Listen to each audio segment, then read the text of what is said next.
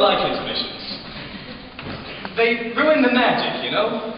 One moment you're lost in a glamorous world of music and romance, and then bang, you're surrounded by tourists.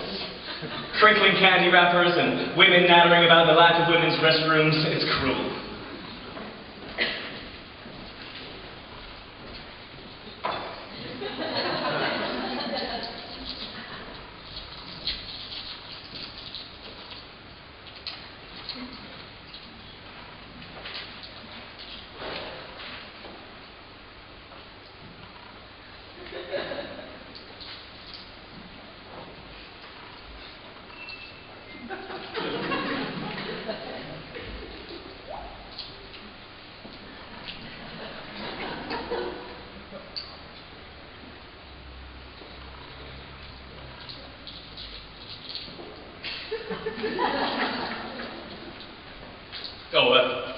It's the power bar.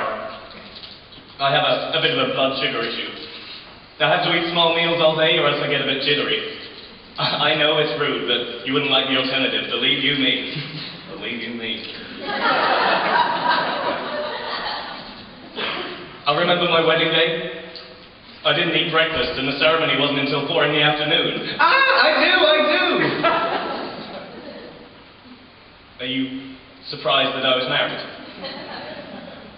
Well, there you are. You shouldn't go making assumptions about people, should you? I'm a very complicated person. I have to pee now. I'll be quick, I promise. But in the meantime, you can listen to the beginning of Act 2.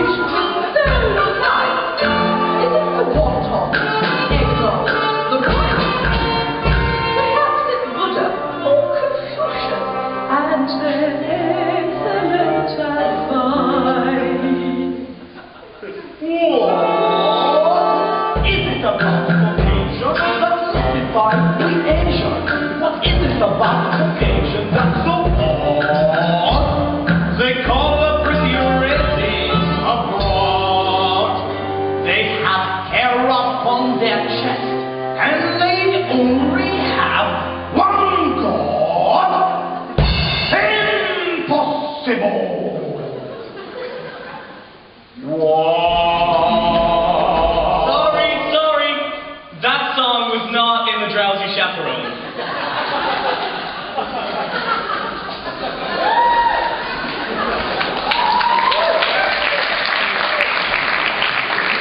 That was from another musical entirely. I have a woman who comes in once a month.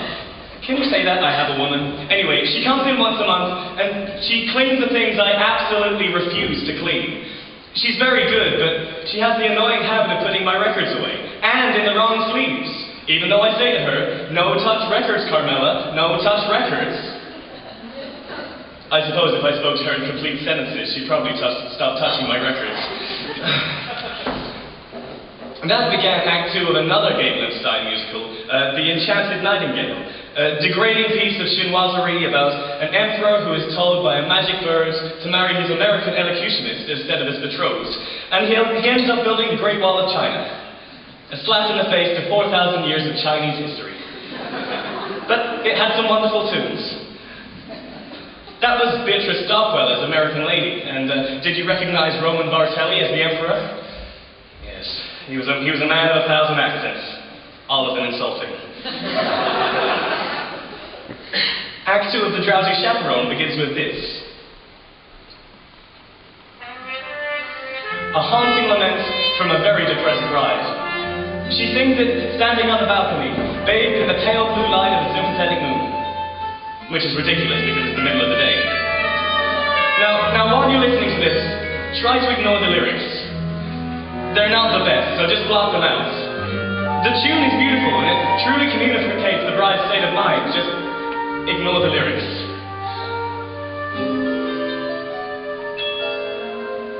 I put a monkey on a pedestal and tried to make that monkey stay. And he did for a time, but he needed to fly and with other monkeys play. For where he left his jacket on a pedestal beside his tiny rusty cup. And I haven't got the strength to pick them up. Monkey, monkey, rip my heart in two. But I'll always save that pedestal for you. I'm gonna go make myself a friendly.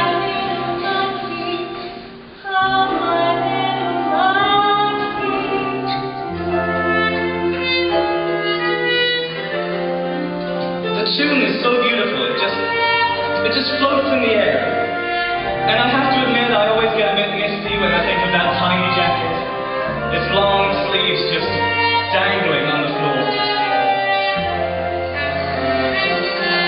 Oh, monkey, monkey, monkey.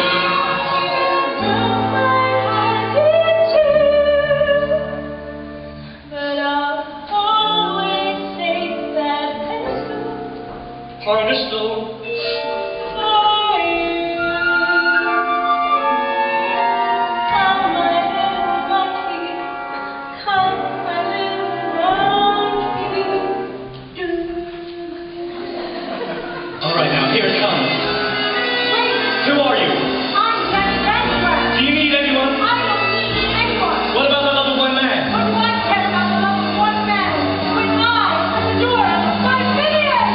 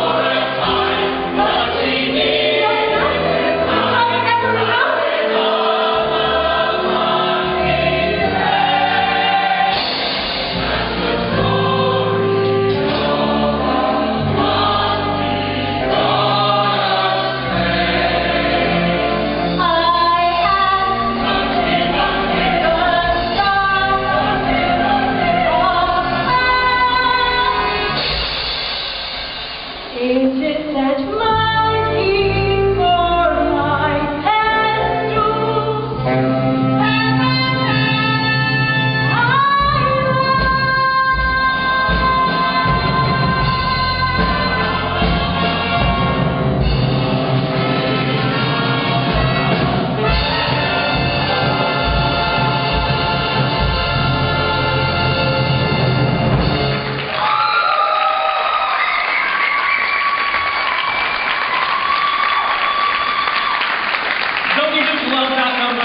It has a bit of everything, a bit of Busby Berkeley, a bit of Jane Goodall.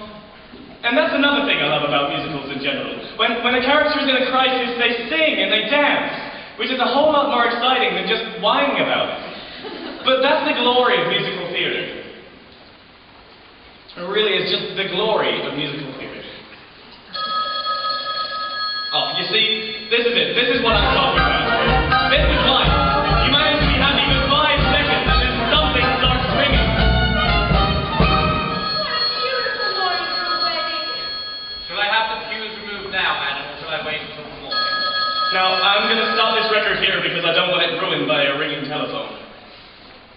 Here we have 2 vaudeville performers who have slipped through the cracks of time. They are Noel Fitzpatrick and Ukulele Lil. And I know nothing about either of them. I suppose Ukulele Lil played the ukulele at one point, but she doesn't in this show. I did try to find out more about her. I tried reading through some of my books. I even tried searching the internet, but all of my searches ended up with Tiny Tim autopsy pictures. Anyway, they're both charming. Why, what happened to you, Ruth Anthony?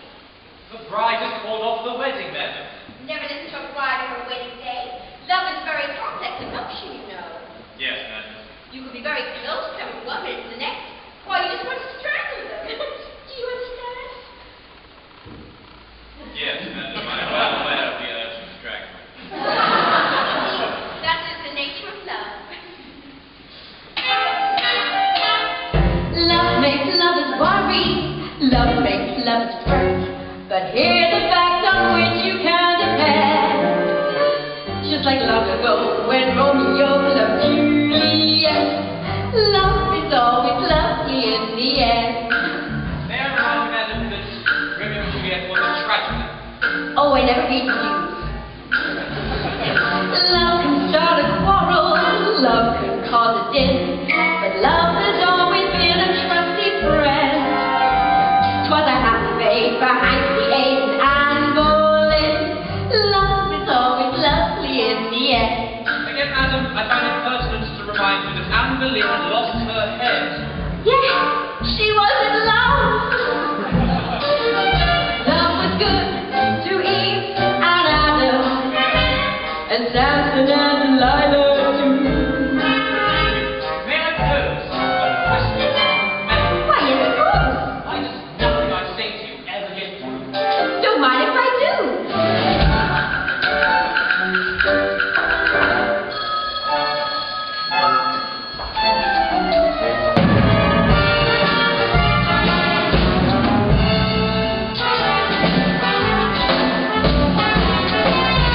Love is always lovely in the end.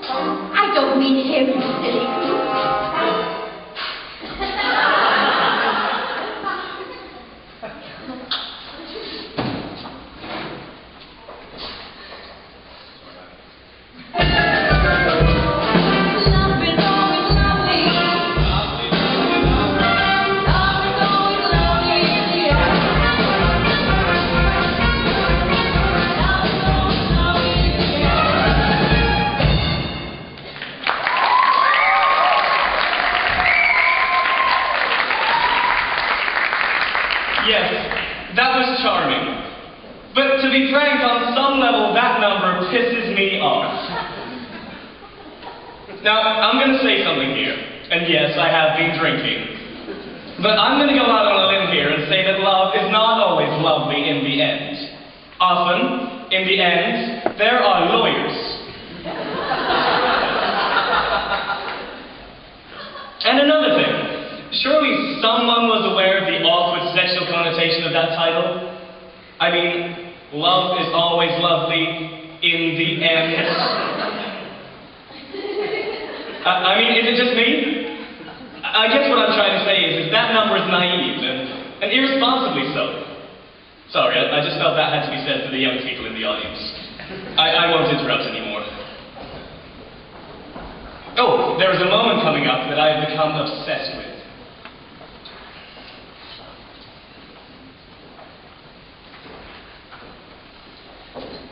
Oh, there we go. Chaperone, I'm in a terrible state. You certainly are. You simply can't go to the wedding looking like that. Oh, you poor dear. Haven't you heard? The wedding's been called off. Not your wedding. My wedding. Oh, that reminds me. Might I borrow your veil? But you're getting married? But to who? La la la la! Ah, beautiful lady with baffled expression. You're marrying Adolfo?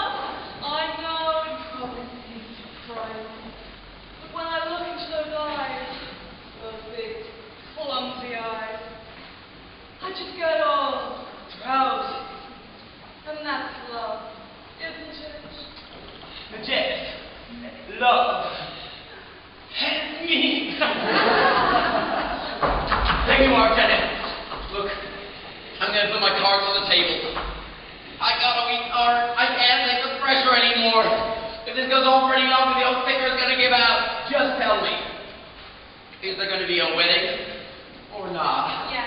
Oh, thank the Lord in heaven. Adolfo and the chaperone are getting married. What? Oh, there you are. I have wonderful news.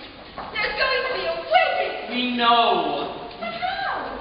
We just heard. But from whom? I told you. How do you know? What does it matter? It's got from there, I'll be married in the garden this evening. What? What? Yes. Congratulations to everyone.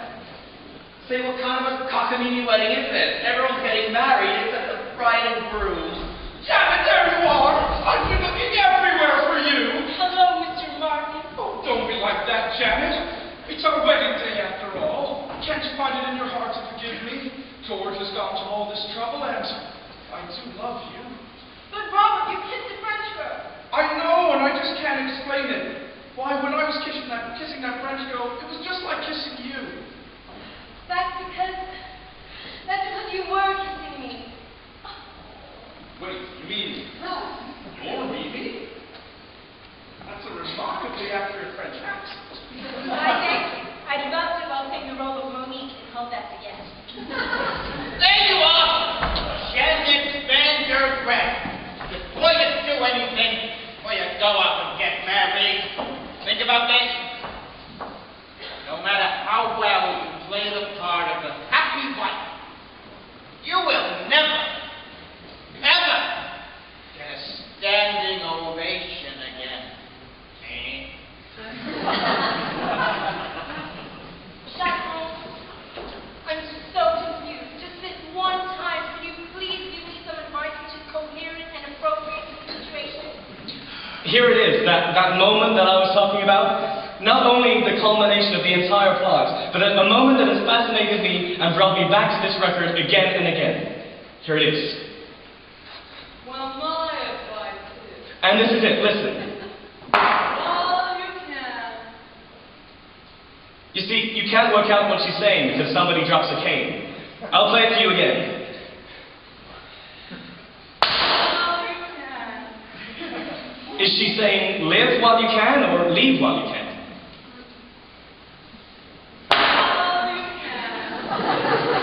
I mean, it is Beatrice Stockwell, so it might just be a cynical quip, but it is her wedding day after all, and that's exactly what you think when you're standing at the altar. Do I live or leave? And you have to live, because you do love her in some way. I know it's not an exact science. An arrow doesn't come out of the sky and point at the person you're supposed to be with. So one day you say it to someone, you say, I love you, and you basically phrase it as a question, but they accept it as fact. And before you know it, she's standing there in front of you in a $3,000 dress with tears in her eyes, and her nephews make the hoopah. And what do? Do you say, I was kidding, I was joking? No. You choose to live. And so, for a couple of months, you stare at this alien form beside you in bed, and you think to yourself, who are you? Who are you? And then one day you say it out loud. And then it's a child separation and couples counseling, and all of your conversations revolve around her eating disorder and your benzo addiction. And you're constantly redefining and revisiting and reevaluating until the whole relationship ends on a particularly sour note with your only copy of Gypsy flying across the room and smashing against the living room wall.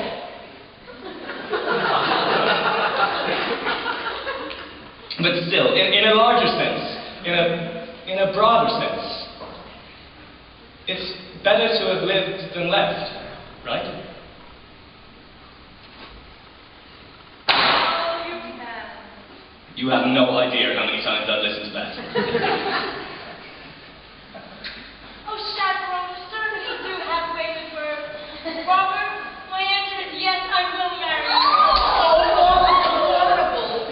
Well, Mr. Belting, looks like this wedding is a done deal. Yeah, now you're in trouble. And there's nothing you can do about it. No, wait a minute. There is.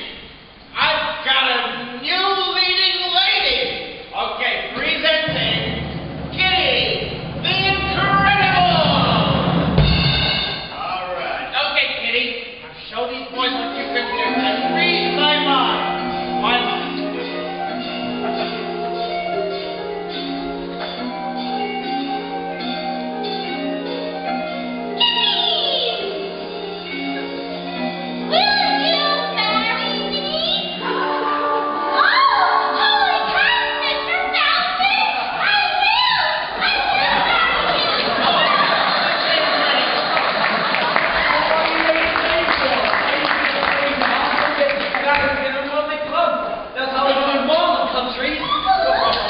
George, 4 weddings in one day. I guess you're everyone's best man now. I am? Yeah! I am. Hip hip! Hooray! He's George, the best man, George. I'm honored to be the best man. He's basking in the glory of a 5-12-4. Wedding bells will ring, wedding bells will chime, wedding bells will celebrate a happy wedding time.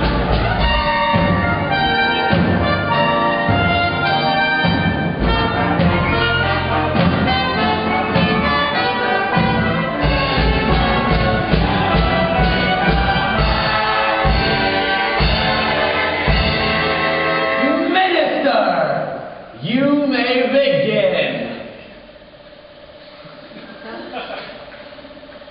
Oh no, I forgot the minister!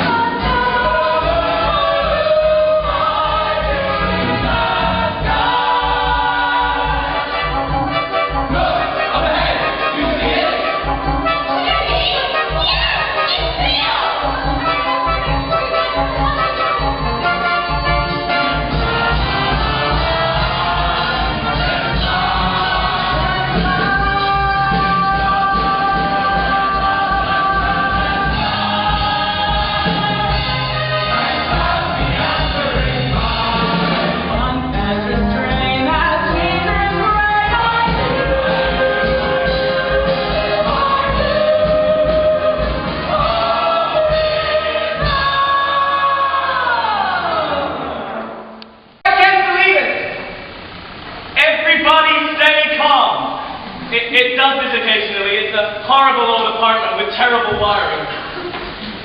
Just concentrate. Keep the show alive in your mind. Don't talk to anyone. Don't let yourself be distracted. I'll go and find the fuse box.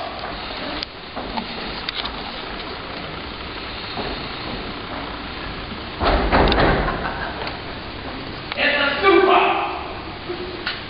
Oh, God.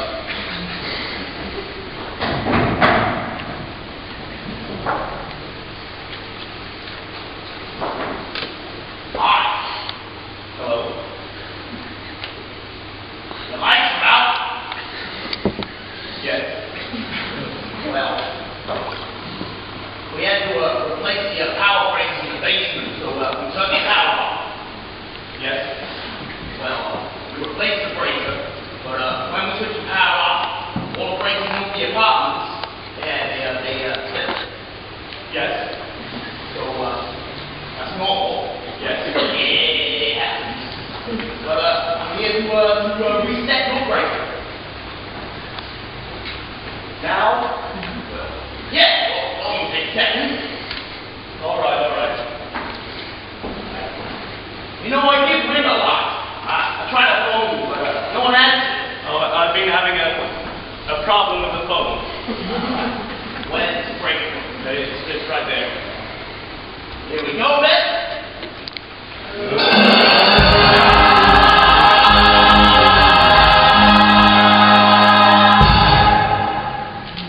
What the hell was that? It was just a record.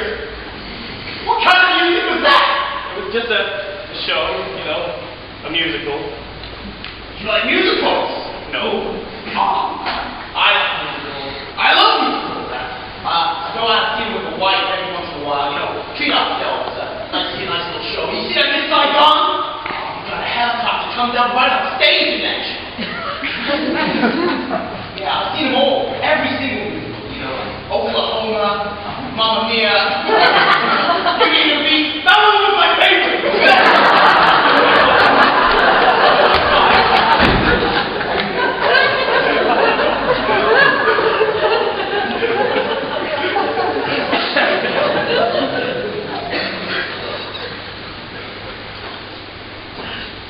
Well, that's it. The moment's ruined. One note away from the end of the show and the mood is broken. I should just start the record again from the beginning. No, I can't do that, can I?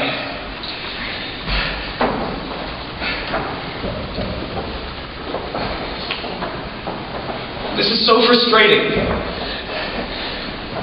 You have to realize, I love this show so much. And I've never even seen it. My mother gave me the record. This was just before my father left us. No, he didn't leave because of the record, but I'm sure it didn't help matters. Look, I know it's not a perfect show. The spit-take scene is lame and the monkey motif is labored. But none of that matters. It does what a show is supposed to do. It takes you to another world. And it gives you a little tune to carry with you, you know? And it gives you a little something to help you to deal with the dreary horrors of the real world. And it gives you a little something for when you're feeling blue.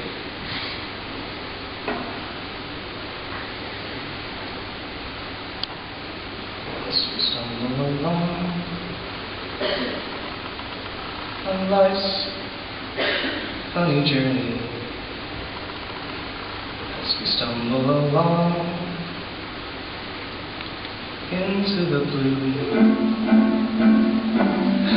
we look stood there, seeking answers anywhere, never sure of where to turn or what to do, needing to have